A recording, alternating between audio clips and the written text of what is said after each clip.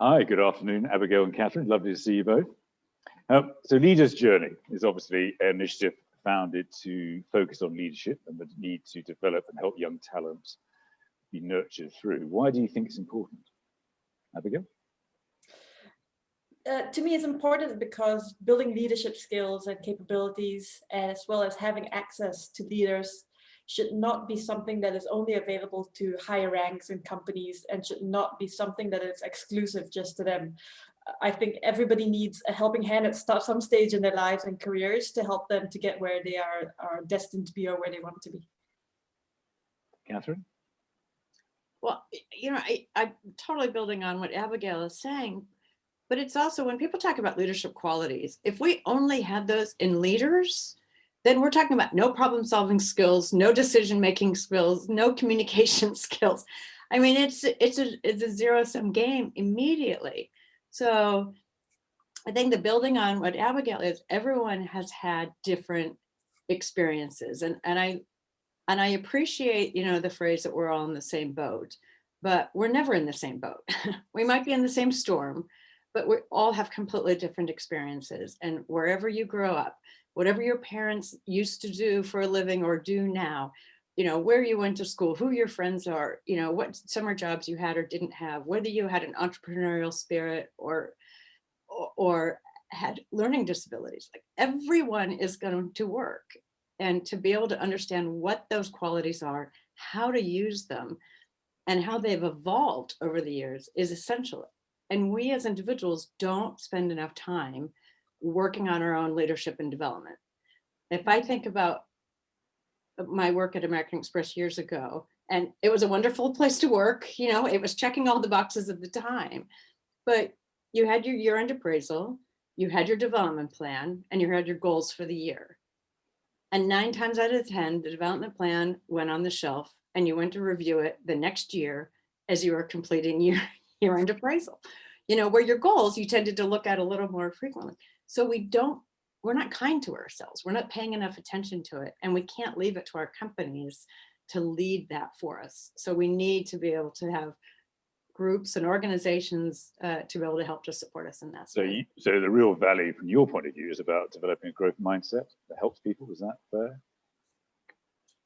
Well, I'm a huge fan of the growth mindset. I think the work that Carol DeWerk did at Stanford University was priceless. And, taking the evaluation, which you can do, very easily, there's questions, and we all fall into a fixed mindset sometime. Of course we do. If we say, well, wait a minute, that's not fair.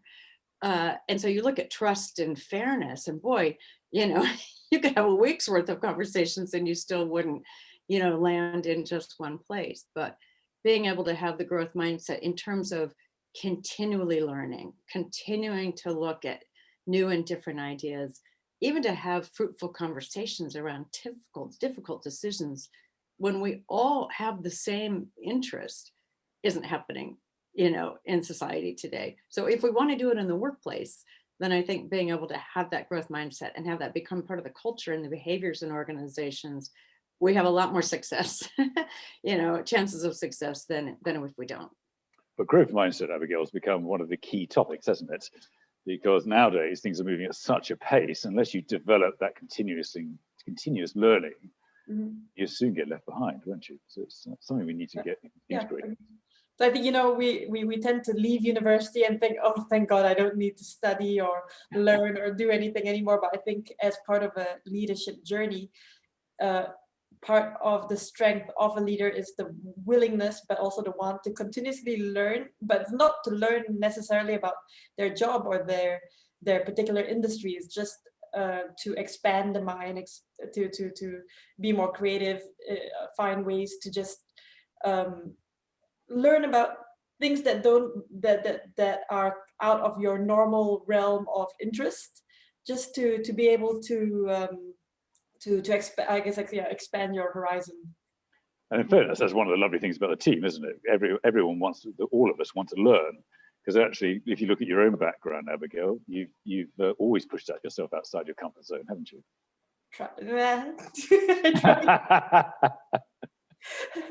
Not something my parents are happy with. But actually it's important, and so because actually part of it is this fear of failure, and actually trying to help young people engage life is important, isn't it? Kathryn, your views on that as Abigail goes quiet on that? Quiet on that? I'm just thinking of all of what did I do. Don't worry.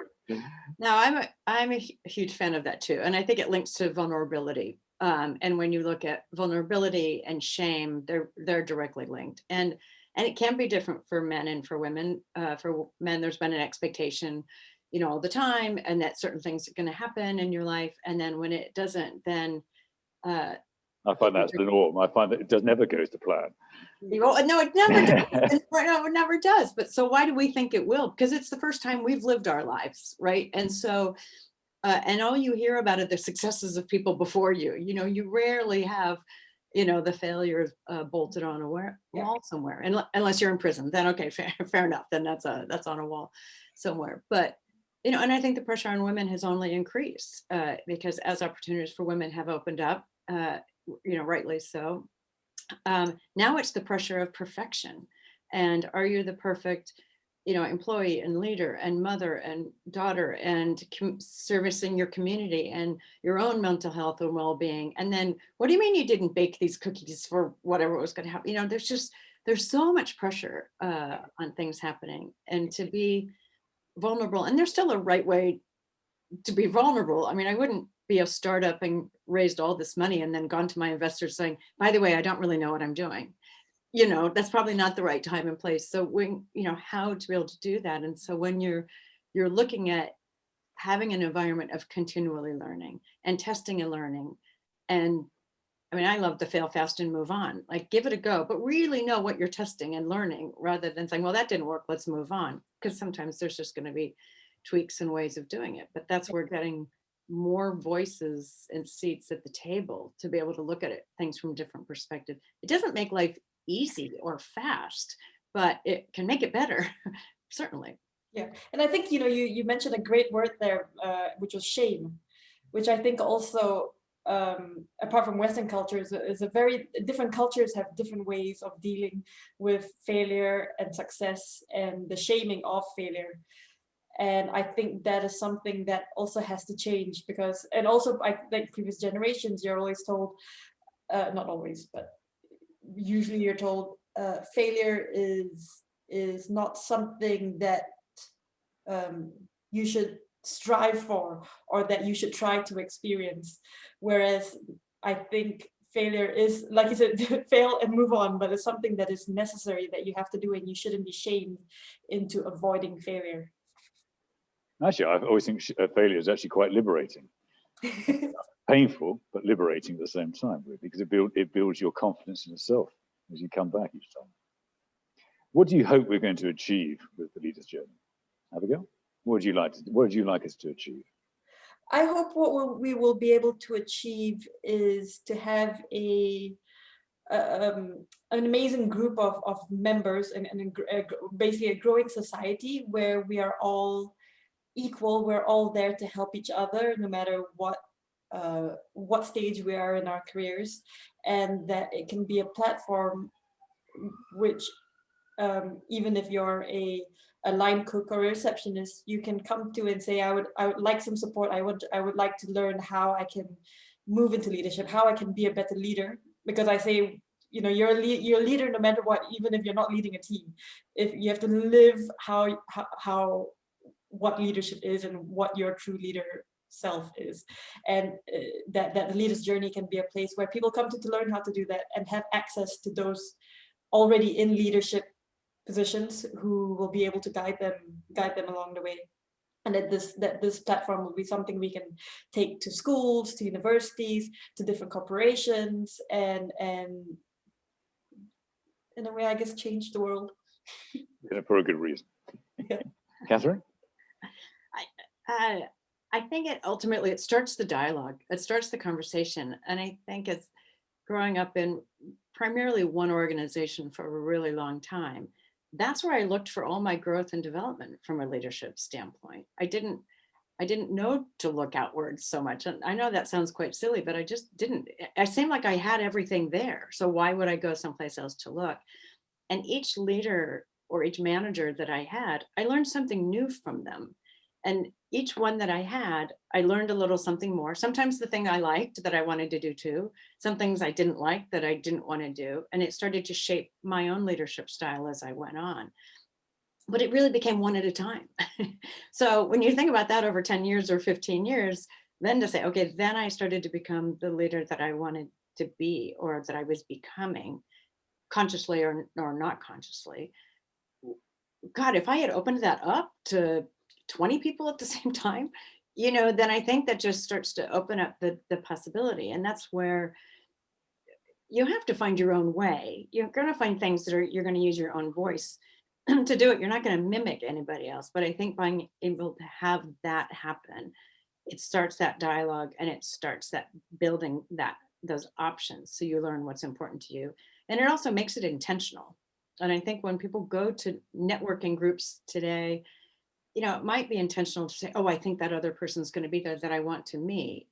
And then maybe they're not there. But other than that, I don't know that it's been really intentional to say, what am I going to participate in here, and what do I want to walk away with? So I think it's starting the dialogue, being intentional in it, and speed to be able to learn lots of different things at the same time. One of the core themes of this is obviously there's been a lack of trust in leaders, particularly among the young, and the research has shown that the young no longer aspire to become leadership roles, which is one thing we want to correct. Why do you think that's happened, Abigail? I think that young talent, they no longer aspire to leadership or trust leadership because they haven't had direct experience of a good leader.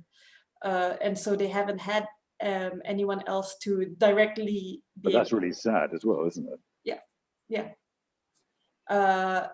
And I believe it's part of the leader's journey to help people, a bit like what Kathryn was saying earlier, go somewhere where they can explore what good leadership is, have some role models of what good senior leadership can look like, and then explore their own style of leadership and who they want to evolve to become. Kathryn, your thoughts? Well, yeah, trust is, sure that's not a 4-letter word? I mean, trust has become really challenging. And I think that, if you look at people who are parents, and there are certain things about their own parents that they really liked, and some things say, I'm going to be a better parent than my parent was. And then they get there and like, this is hard. These are human beings that I'm trying to then lead in the way that I think is the right way, and they're not responding and reacting. And now I'm bringing in people from different cultures, different backgrounds, different experiences. Some have their own opinions. Some will follow what you say. It's crazy. It's hard. And so some people let us down, right? And we have the basic things that we expected our leaders to do, who earned their place to be our leaders. Mm-hmm. And then they let us down. And so I think people kick back on that and say, well, wait a second, I don't trust my leader anymore. And so I'm going to watch my back. I'm going to watch my peers back, but I don't know that I'm going to be there to support the leader all the time. And I've had good leaders and I've had bad leaders. And I've had some that said, your job is to make me look good. And I was like, I thought you were supposed to develop me. Like, we were coming from two different places. And probably, as I advanced in my seniority, there was less focus on my leadership, because now I was expected that I've already demonstrated it. So now I stopped getting any support when I probably needed it most of all, as you're managing larger and larger teams. So I think this is where the trust breaks down, because everyone doesn't have the same expectation. And in terms of younger people not wanting to be leaders, well, you really have to, unless you want to stay in a line role for your whole life. If you want to influence the organization, if you want to influence the decisions that are being made, if you want to increase your income, you needed to move into that. And most of those leadership roles were going to have direct reports. There were very few people who had still just, an independent role. So it's essential that everyone learn those leadership qualities and leadership skills to happen. Mm. And actually, there's a great point. Oh, sorry, Chris. Go for it, please. It's a great point, Kathryn, that you made about how once you reach a certain level of a leadership position, people assume that you've already displayed your leadership, and therefore no more learning this display of leadership, I guess, needs to happen.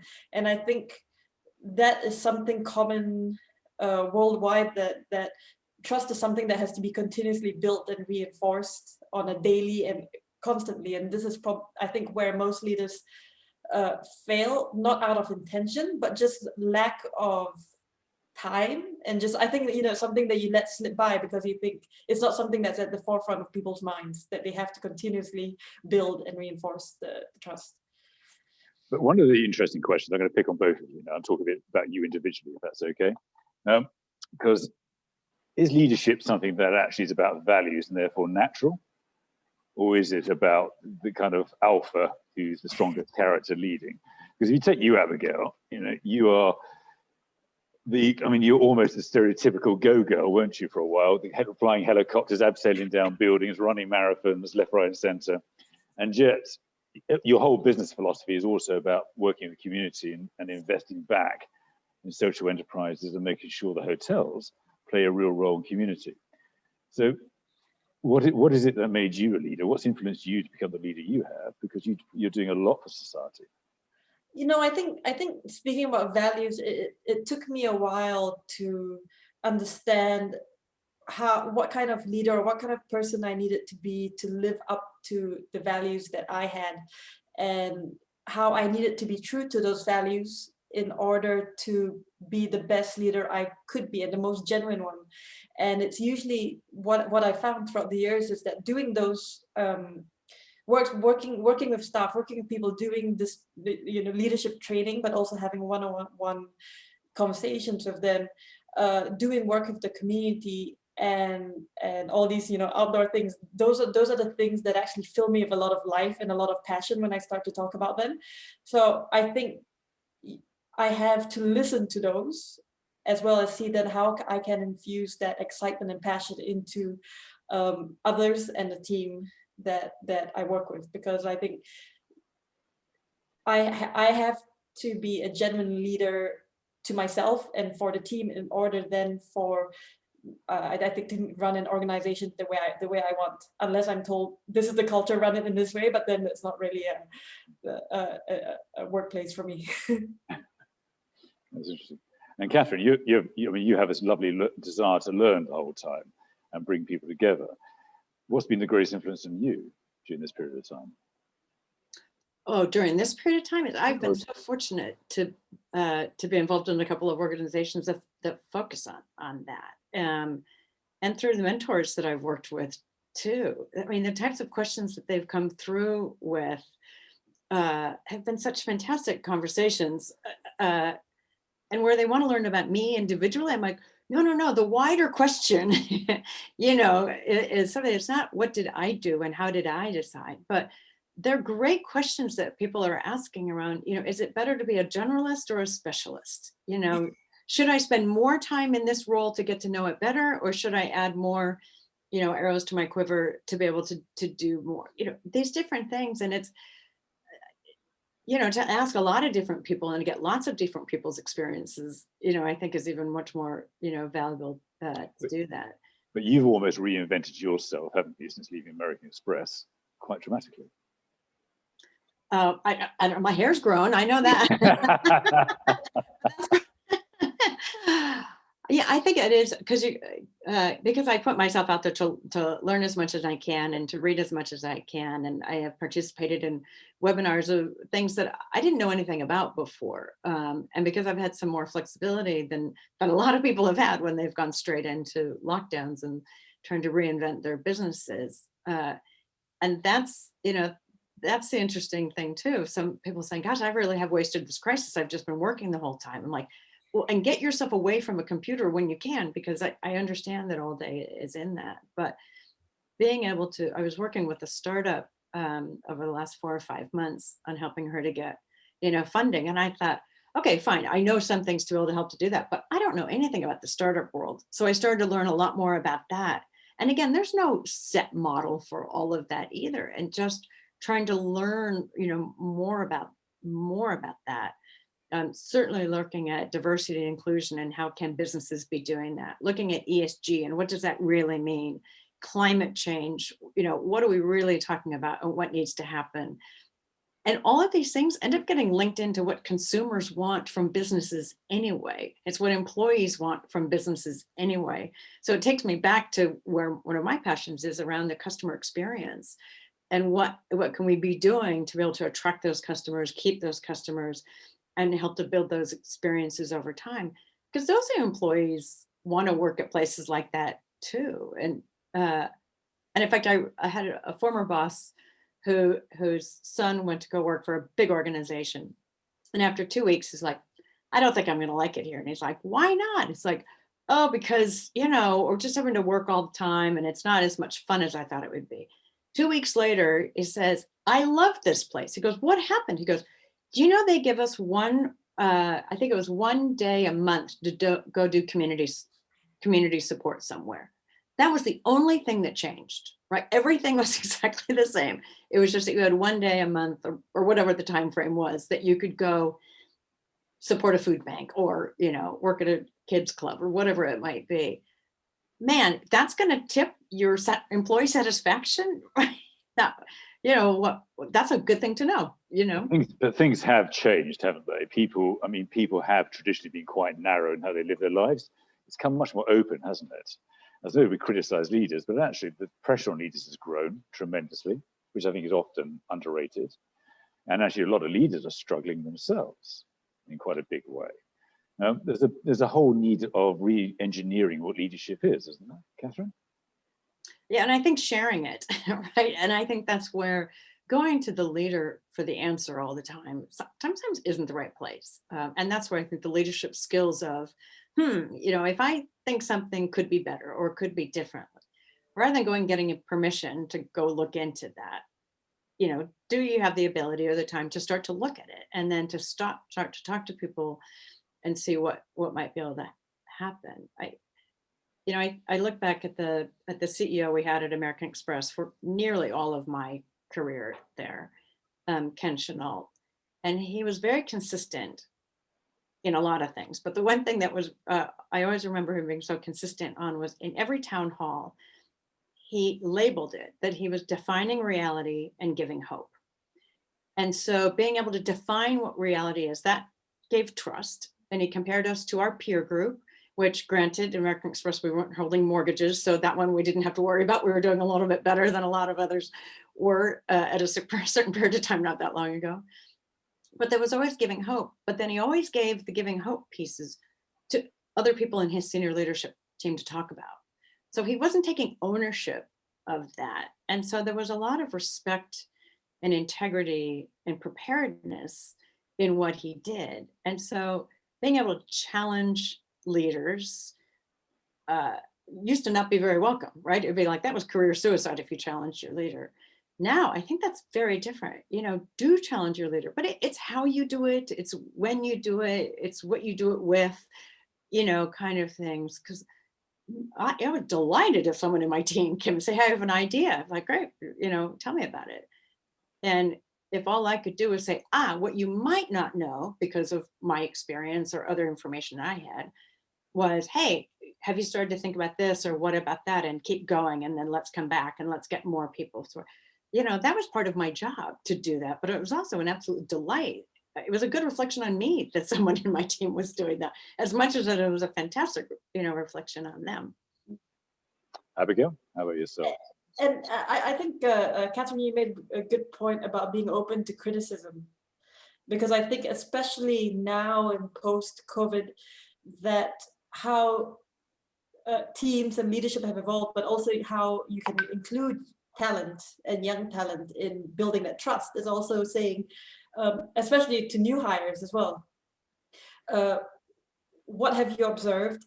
What can be done differently? And what can I do differently in order to help that change? I think being that vulnerable, especially to new recruits, young talent, but also those who have existed for a while, can really are powerful tools to show that things can change and they will change. And for example, we've been sending out a wellness check every few weeks to the staff to check on their physical well-being, their mental well-being, and it always ends with a question: is there anything that I can do differently, or if you have any other suggestions, please let us know. And I think it's important to be open to the ugly because it will only everyone has an opinion. You're not going to make everybody 100% happy, but it's important to let them feel that they've at least been heard, even if you don't agree that they've been heard and they have a voice and you can be reached directly. I think these times have been difficult for many leaders, and you mentioned struggle, because the past year the struggle has been kind of varied, many, and so unexpected that no one was prepared for in the right way. I don't think things were so out of balance, but we were functioning in a way of running a business in normal business times, having to close the business and not see your team, cut off all cash inflows, and just any interaction with them was not something in the realm of possibility for I think most of us. So then following on from that, being even more present and visible and I guess communicative is as important as ever. So why do you think this is important? So what do you think, what are the challenges we've got to overcome, do you think, to make this successful? I think the challenges to overcome are that of trust that we've been talking about, being openly vulnerable, because I think we can ask the question, but if you're not willing, if I'm not willing to listen to the answer and to take it in a constructive way, then that's a problem, because then nothing's going to happen, nothing's going to change. So I think keeping communication open, like Kathryn said, having town halls, letting everyone who wants a voice have a voice and be heard, and letting them know what the reality is now, but also giving them an idea of, things are tough, but this is what the future holds and what we hope it will hold, and we're doing everything we can to get there. Kathryn? Yeah, I mean, I mirror everything Abigail has said. The major challenges are really hard. I mean, from a financial standpoint, there are businesses that are failing, and nobody wants that. And when a financial crisis hit, and there was a sense of when the tide went out, you saw who was swimming naked, kind of thing. This was no fault to somebody swimming naked. This was a matter of, you had viable businesses who just completely had the rug taken out from under them. And so I think there is that, where you can pause and reset and think, well, okay, what are we going to be able to do now going forward? And at least we have a roadmap of things being able to open up, and then being able to look at what that plan is going to be. But as much as it is leaders' responsibility to put that plan in place and know what they have, it is communicating to their teams, to involving their teams in as much as possible. And I never liked the phrase when someone was being let go from a job, just for the leader to say, look, this is as hard on me as it is on you. It's not easy. I completely get that. But I dare say it's a lot more difficult to be told that your job doesn't exist anymore, or to be uncertain if it is anymore. So I can appreciate people feeling very hurt by that, or not to have had direct conversation, getting emails because it's large groups. I mean, those things are really hard. And that's where I think it's how do you support people through getting through it, and that's where things like the learner's journey can also help, to say, if you have been let down, if you are not where you expected to be, then these are options too, so that the resilience can rise, because you will rise again. And the younger people have a longer runway, to be able to get there too. So you might not be hitting your timelines, but defining what success is up to you. You're right. And it can be reset how you're defining that success. I like the image you used. What was it? When the tide washes away, you see who's swimming naked. I like that. I've never heard that before. Really? If you allow me, I'm going to start using it. One of the lovely things about the team, isn't it, is that we all come from such different backgrounds, but actually all of us have experienced it in different ways. So with Simon, obviously in rugby and having bad injuries, with working for Lehman Brothers, he brings a very different perspective as well. But actually, one of the things I think that's probably important is that we've all been there in business, and whether we've done it or not, it's actually a bit irrelevant. We've all seen it and worked with some of the best. Isn't it how we impart that leadership, those kind of values now, is going to be the challenge? You know, I think even talking about Simon's sporting background, you know, when we're talking about leadership and how do we learn about leadership, and you're not going to bring up the rugby, are you? Please. I'm not going to bring up the rugby. No, you know, but I think of any sport, for example. I'm an avid tennis player and will be again on the 29th of March. But you know, no one was going to learn tennis by reading it in a book or watching YouTube videos or anything else, right? You could only learn it by doing it. And those things are really helpful. Having a book, you know, the inner game of tennis, at least, so you learn about the mindful side of it. But we can't learn a lot of these leadership skills just by doing it or learning on our own. We can accelerate it by working together on it. But you do have to go out and do it to be able to do that. And God, I was far from a perfect leader. I mean, you could go back to any of my team members now and have them reassess of what was she good at, what was she not good at, and they would have a good list on both. And fair enough, you know. And so I think that is getting in there, doing it, reading about it, learning it, looking at examples. There's so many different ways that people learn. People learn differently, and each of these experiences. I mean, this is where leadership coaches, you know, for some of my friends on the most senior, of course they have those, because these are tough things to work through and they want to learn. In some ways, you touched on the right point. It doesn't actually matter if you get things wrong, is it? Because actually, we're always so critical of people who get things wrong, or the lessons or the times you get it wrong. Everyone's got their opinion, haven't they? Actually, isn't getting it wrong part of that journey? And actually, the fact you've actually got it wrong is actually part of the learning. That's okay. Yeah, you learn from the things that sting the most, right? So yeah, that's very true. Abigail? Yeah. Like you said, just fail and get back up and go do it. What do you say? Oh, move on fast. Fail and move on fast. I think you Kathryn, you hit the nail on the head that you know, we can learn so much about leadership, and I think, but the past year for me has been that I haven't been able to. You know, the leadership that you're showing in this past year is very different from the leadership when you're on site and you have a daily interaction with so many different people. I don't have the one-off, you know, 2-minute conversation with the random members of staff, which is, I think for me, a crucial point of showing leadership is just being able to talk to people and stop and give them time and show that you're not running. Like sometimes they'll make a joke, they'll stop me and they're like, you're always running. And so I make it a point to not walk so fast. My normal walk is pretty fast anyway, but to walk slower through the lobby if someone needs me, I'm like, how is it going, what do you need? So take time to have a longer conversation.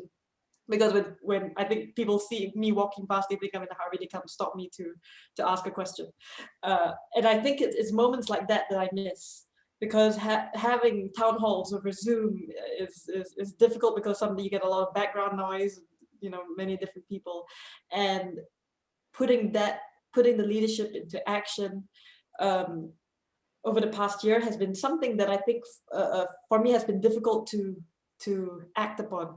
Because there's only so many emails I can send out, so many Zooms, so many town halls I can have. So that's been difficult. And I think hopefully once we get back to work, that's going to be a point of leadership, that's going to be a priority of showing that you're there even more than you were before. Also because but a lot of most people would have been on furlough for almost a year at this stage. So I know that's going to be a massive challenge in itself, is how do we get people back up to learning, but also inspired again as well. Yeah, they haven't seen you, they haven't felt leadership in almost a year. So how do you get them back into that the culture of the brand and of the company, as well as back to understanding how to work and what work needs to be done, and then the retraining and getting rid of habits that maybe have developed. But it is all about now, it's all about learning communication, isn't it? whichever walk of life. You can't be a closed book anymore. You have to be open, don't you? Yeah. Yes, your vulnerability, but I'm not sure you're going to get men being particularly comfortable being vulnerable. But it's more about how do we actually get people open, being open and communicating far better. Because the skills are changing now, aren't they? And that's what the real value. If we can get people working alongside them to share thoughts and ideas and share knowledge, that's the real crucial challenge here, isn't it? Yeah. And I think in a way communication has had to improve because I mean, I know from my own communication skills, I think when you're giving a presentation in front of people or talking to somebody, there's a lot more patience in time, the conversation goes on longer. Whereas on Zoom, everyone's a little bit more impatient these days. So you have to get to the point quickly, but make sure you make the point within a shorter frame of time, but also be able to still, I think, give out some of that personality and that energy through the camera, and I think make your staff feel it as they would have in person. No, I understand. Still working on it. Kathryn? I don't know that I can build upon much. I mean, certainly around communication, absolutely essential. And I think the going back to the workplace, if I had £1 for every time in the last, 25 years or so that I ran into somebody in the hallway and said, oh, I was just going to set up a meeting with you. And then we nailed whatever we needed to talk about in 5 minutes. We're like, great, we don't have to have the meeting anymore. Like those things haven't happened, and so just the transfer of information isn't happening the same way. A conversation I had with somebody yesterday was, they know a husband and wife who are both working from home. They're both investment bankers. So like, where's the security gone? You're overhearing each other. And so you just think about the most bizarre things that I probably can't even think of half of them, that are going on. So getting people back together, all these new people who have started new jobs, who've never physically met their boss, all of that kind of thing, even getting the class of interns together, to work together. There are so many people who are going to be running to the office, can't wait to do that again. Some people really enjoyed the flexibility. Some have just had to because they're homeschooling at the same time. There's going to be a real hybrid of how this all comes back. But I think I don't call it normal because it's not what we had before, but there's normality of people being social beings and being together again. Yeah. The final question, because we're out of time, isn't it one of the big challenges, isn't it? People don't seem to enjoy work or enjoy the challenge anymore in the same way we probably did, my generation probably did. How do we inspire people to actually go out and have fun is too trite a word, but actually positively engage what's going on? Isn't that one of the pieces, Abigail? Do you think, a question back to you, like you said, Cheat. You always ask the questions now. There's a reason for that. Good point.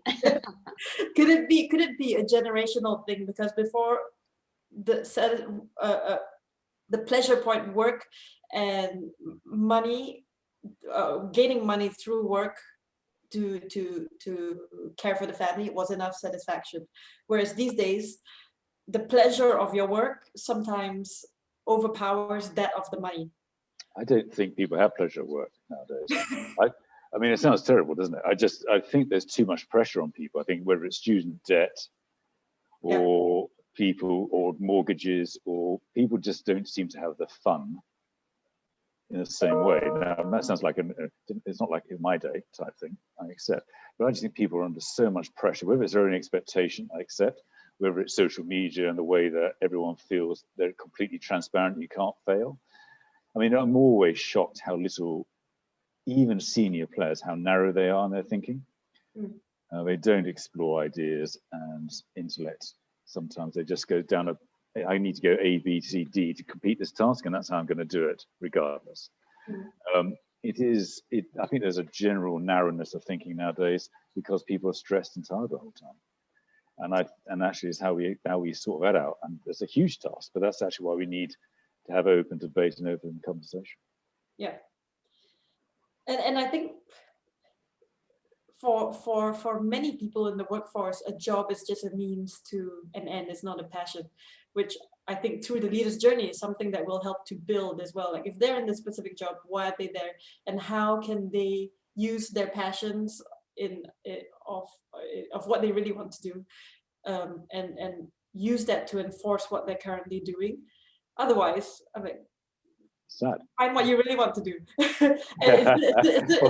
Well, absolutely. Find something you're passionate about, do it and do it and have purpose. Yeah, That's the point. like someone said, I heard say yesterday, find what you really love to do and make a job out of it. And Yeah. it's very difficult to do that. Absolutely. Right. But I think it's important to have moments of joy when you're at work, because if not, we spend most of our time at work or working or thinking about work. If we can have these moments of joy during the day, of doing something that we actually like and is purposeful but pleasureful as well, then I think we're almost there. But there also, I built upon that to say it's reframing it, and I think that's our role as leaders too. And you go back to the interview of the woman or man who was a cleaner at NASA, and they said, "What's your job?" "My job is to put a man on the moon." Man on the moon. Yeah, it's great. And so it's how do you reframe these? And I think that's where a leader can do that. If they define this is your job, just do that. Don't mess around with anything else. Then of course it's not going to be fun. And so I think at American Express, yes, I was supporting a card business and supporting the merchants that accepted the card and supporting the card member that accepted the job, but how I framed that role, I loved my jobs. I mean, there were good days and bad days, sure, but I feel so fortunate. And I think where people are going into jobs with a purpose and a passion, and that's how they're choosing the companies they want to work for. And I think if you can continue to reinforce that, then that's really important, to do. Yeah, I completely agree, because I always find it so exciting sometimes. For example, if you're talking to receptionists, you find out that actually they're qualified as engineers or something else. You're like, that's incredible. So why don't we use that? And why don't we evolve your position to not just working on reception, but also helping with other projects and using those qualifications that hopefully did that degree because you had a passion for it. Or otherwise, tell us what you're passionate about and let's see how we can infuse it into the rest of your daily work life. Well, I'm conscious we've spoken about 45 minutes, so thank you. It's been a great conversation. Look, it's going to be great fun working with you and Simon, so I'm looking forward to really moving this on. You answered one question, yay. You're a good leader, Abigail. And I thank you for your time. I'll speak to you later. Thank you. Thank you.